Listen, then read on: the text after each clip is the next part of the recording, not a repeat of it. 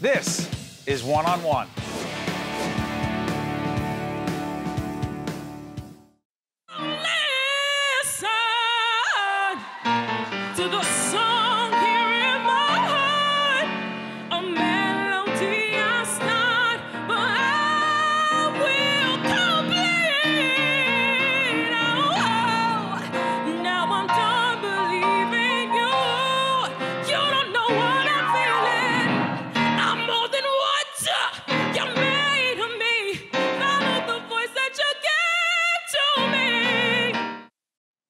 God gave you that gift, and you're working it every day. This is Wé McDonald.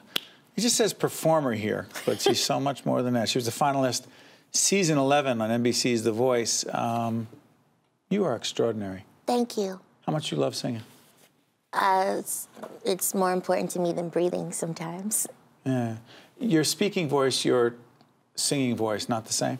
Yeah, I don't know how that happened. I always say my answer is either God or the people that I grew up around, because I grew up around a lot of music.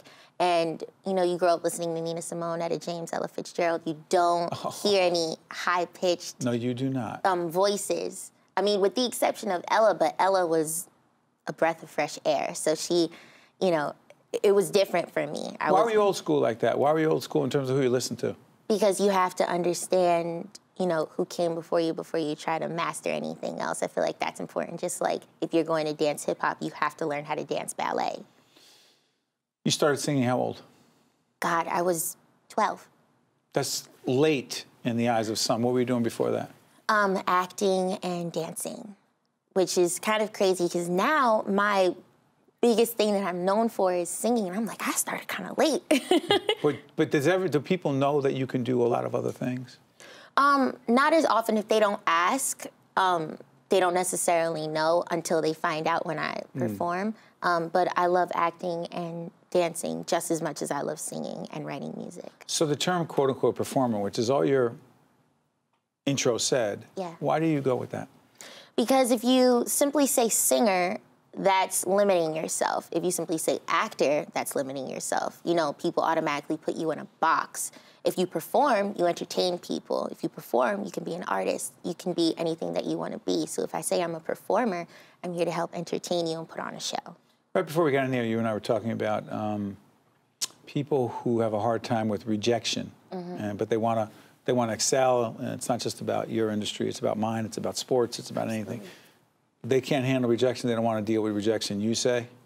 I say don't get in the game. Because you have to be sure enough in yourself if you're going to be in such a tough business in any part of life. I feel like, you know, you're worth it. So if anybody's telling you otherwise, then they don't have the right to be around you, and you need to get rid of those people ASAP. So when you were performing on The Voice, right, season 11? Yes. One of my all-time favorites, yours as well as others, Alicia Keys was one of the ones who said, hey, this young lady has something. What was the moment like when Alicia Keys connected with you? It was very surreal. I kind of blanked out. It was... What were you saying? Do you remember what remember what you said? Oh, God, that entire moment is my blind audition. All I remember is walking up on stage and then walking off stage. I don't remember anything in between other than the fact that she cut everybody off and was like, you came to this show to meet me. And that was one of the biggest moments of my life, because I was like, that's crazy. And what happened after that? She talked to me and she said, I have you. And I definitely believe her. And now I have a great fan base, and I'm making music, and I'm making a whole bunch of moves. I'm performing everywhere. And yeah, I have a book coming out, which is phenomenal for like kids and high school kids, so yeah. What's the message? The message is, you know, you can be who you are, and no matter where you start, you can always end up on top as long as you believe in yourself and you keep fighting. Were you bullied as a kid? Absolutely. Describe it. Horrible. From 6th to 8th grade, 6th and 7th grade was always the worst, because it was not just, you know, of course physical, but it's emotional and it's spiritual. It gets bad. By the time 8th grade, I was just ostracized completely. Like, it's... You were not, hold on, ostracized, describe that. You didn't have a group? You had nothing? No, I had nothing. I didn't have anybody. I went to a Christian school, and I always say my closest friend was Jesus. I didn't have anybody. Did you want other people to be with you? I want to hang with did. other kids? Yeah, of course. I mean, like, you know, I was 12 years old. You know, I wanted to be able to fit in, and people would see me eating lunch alone, and they'd be like, well, just join a group. And I would say, it's not that simple. I don't want to join a group. Why can't somebody accept me? Why do I have to accept what everybody else does? So to other kids right now watching, Wé, who are struggling, who are lost, who feel ostracized, your word, tell them something right now. You're enough. You're more than enough. And regardless of what anybody says about you, who you are, you're beautiful, you're smart, you're strong. And the only reason that bullies bully you is because they're insecure about themselves. And you should not take that in a way that kind of demeans who you are. Where are you going after this? To the stars. Describe what the stars look like. You're playing at the Apollo again, no?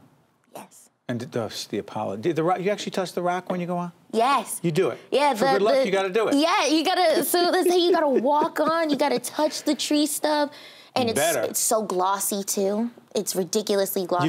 You've never gone on and not done it. You know? That's true. No, it was 4 times I went on that show, and I had to do it every time. Every time. What do the stars look like for you? Where are you going? Got a minute left. Go. Okay. The stars is me changing the world, me making sure that I affect everybody that I can be around in the best way possible, that regardless of what happens, that I can take away any pain and I can show people who they really are. And I want to make beautiful music and dancing and acting and all of that and more. In the middle of that, you're at William Patterson University right now. Yes. You get your academics, you get your whole life ahead of you, and you have accomplished so much, but what's even more interesting about you is not just your ability to accomplish much more, but your ability to impact other people, because it seems to me that being a performer isn't really important to you, but having a positive impact on others is even more important, and that's what makes you a pretty special young lady.